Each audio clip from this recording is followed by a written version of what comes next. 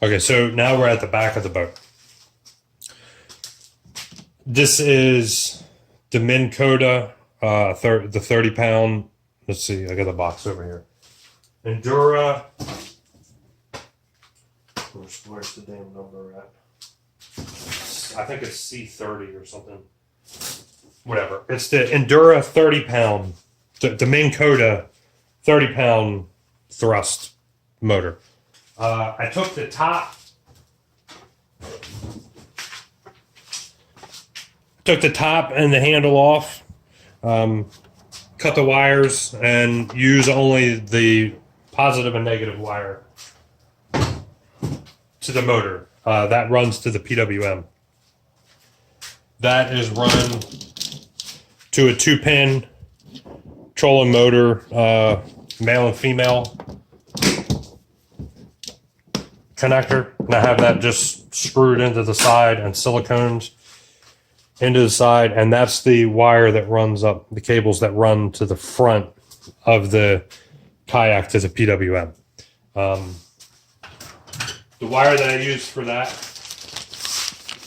is 10 gauge silicone sheath wire.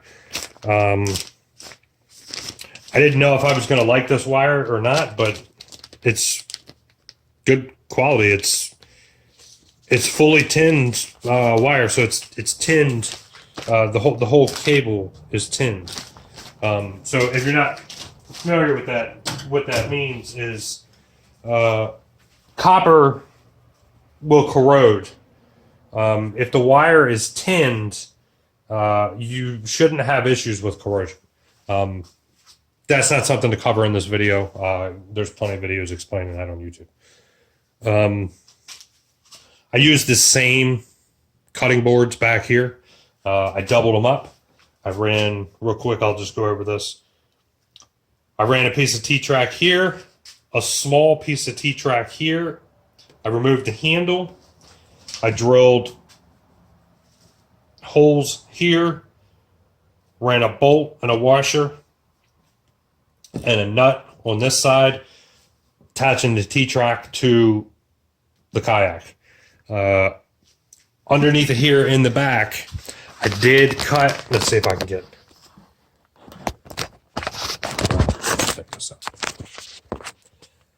I did cut a hole in there, and of course you can see I mismeasured, so that's why I have one that's missing screws and they're not completely centered. I did have to cut a hole in there in order to get my arm inside the hull of the kayak. That is one thing that I don't like about this kayak, is there's not really much access to the inside of the hull other than the hatch up front.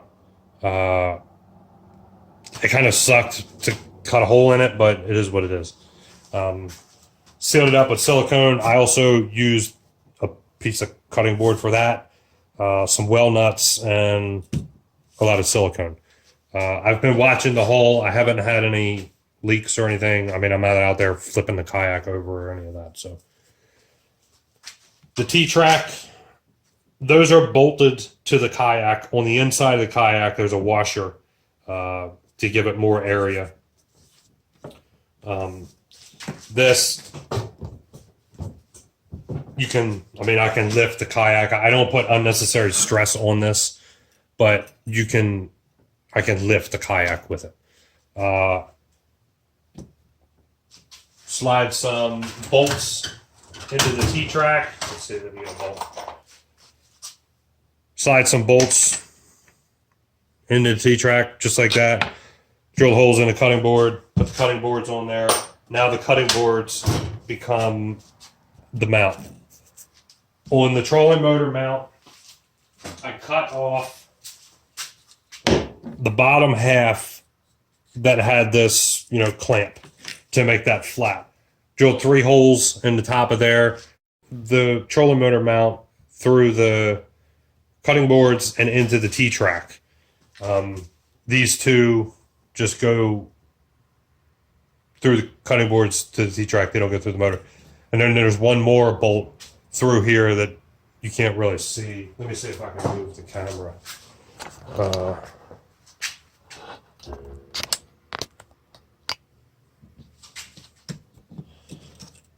The third one here doesn't go through, or doesn't go to the T-track. It just goes through the two cutting boards, and that was mainly just to stabilize it a little bit better.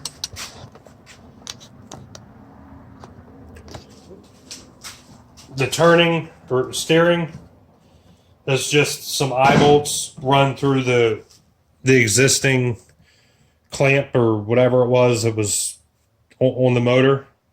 I don't remember what that was for. I think it was to vary the height of the motor, the depth. I just ran some all thread, put two eye hooks on there, some blue Loctite to keep them from, when you steer, they'll kind of loosen up. That's for the steering. For the lock, I took a piece of paracord, ran a slip knot. When you pull on that, it releases the lock. So what that does is that cable, and also, my mouth won't go.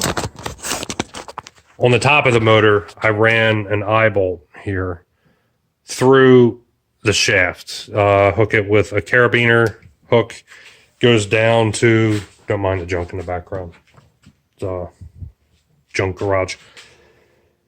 This one goes down here, comes all the way up here to these cleats. I don't know, the friction cleats or whatever they're called. I don't really know what they're called, or the specific name for them.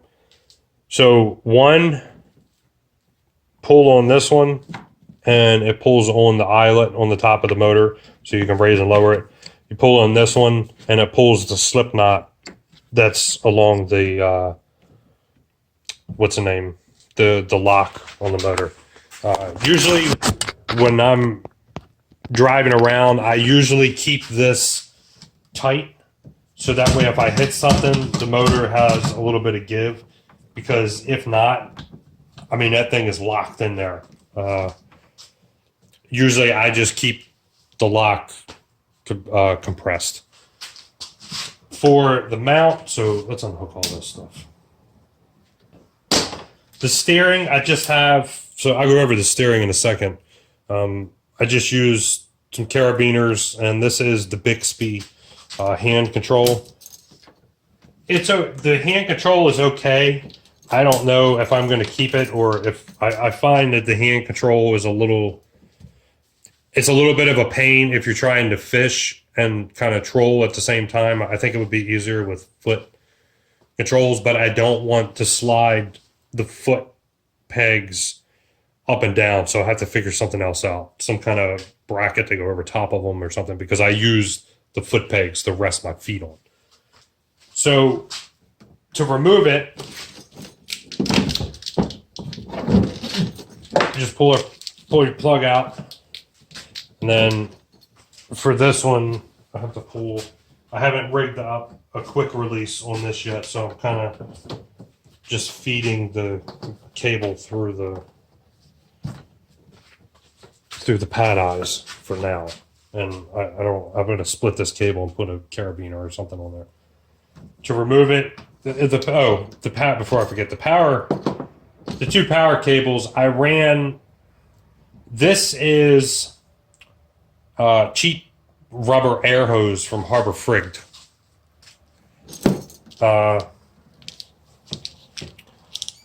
It was like $5, and I figured it was easier to use. It was cheaper than the thing of wire loom, so I just cut it and fished the two wires through it.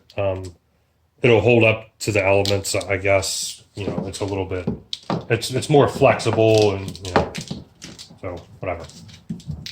So to remove this, what I have is, I went to Tractor Supply, and I got this attachment pin. I don't know what it is. It's some attachment. It's some sort of pin for tractor attachments.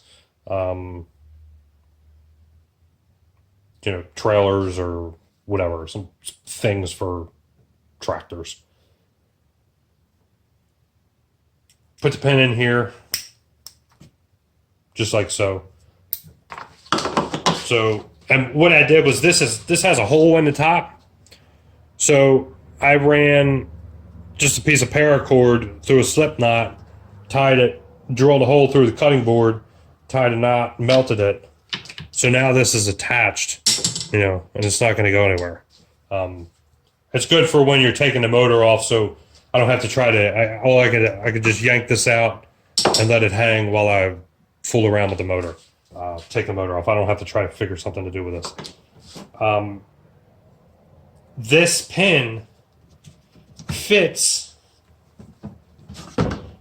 in here perfectly. I took this whole mount with me to Tractor Supply, see what kind of hardware they had. Home Depot, I couldn't really find much useful stuff at Home Depot. But Tractor Supply had quite a bit of hardware, different things that I tried out.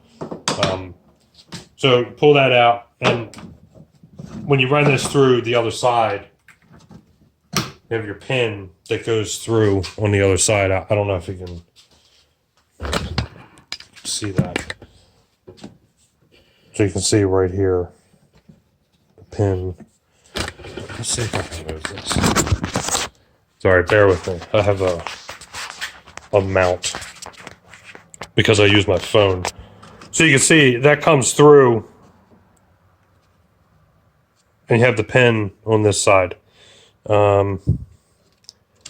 So all we do, and because this is loose down here on the, probably can't see, it's so dark.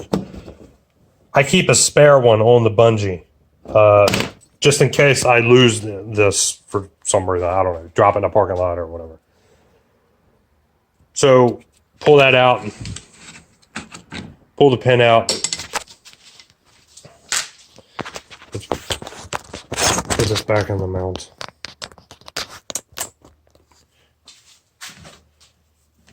Grab the rope here.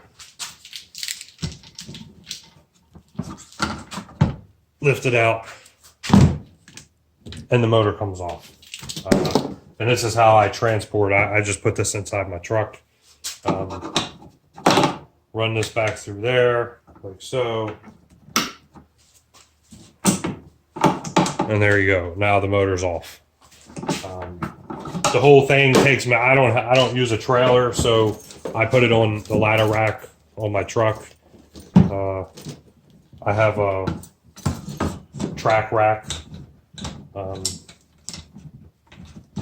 whole thing takes maybe 10 minutes to load up my whole kayak with my rods, my crate deal, and the motor, get the battery situated, etc.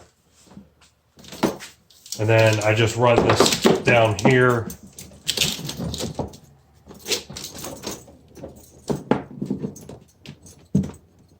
Plug that guy in. I haven't had any issues with water getting in there. So moving on to the steering. Let's get this out of the way. We don't need this right now. So moving on to the steering. I'm using the Bixby hand control. And how this works is you have your cables here. They run through some plastic sheathing or tubing, whatever you want to call it. And then if we come up to the front, one sec. Over here, I have the hand control. And basically how this works is you slide it one way, and it has a little, on the inside of here, it's just attached. It's kind of like a pulley. One cable is wrapped around one way. The other cable is wrapped around the opposite way.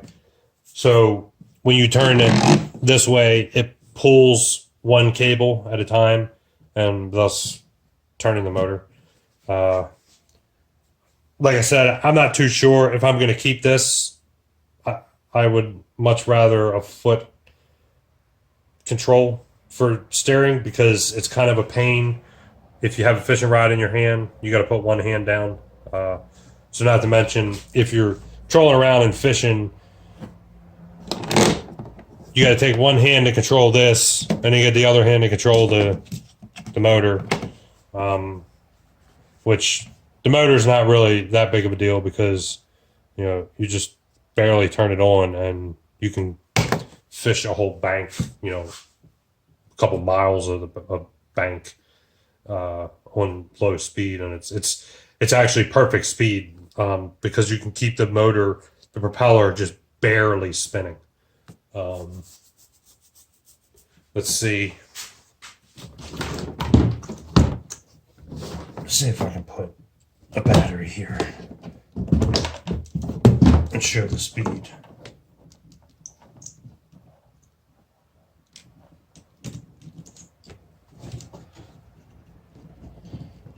So close to.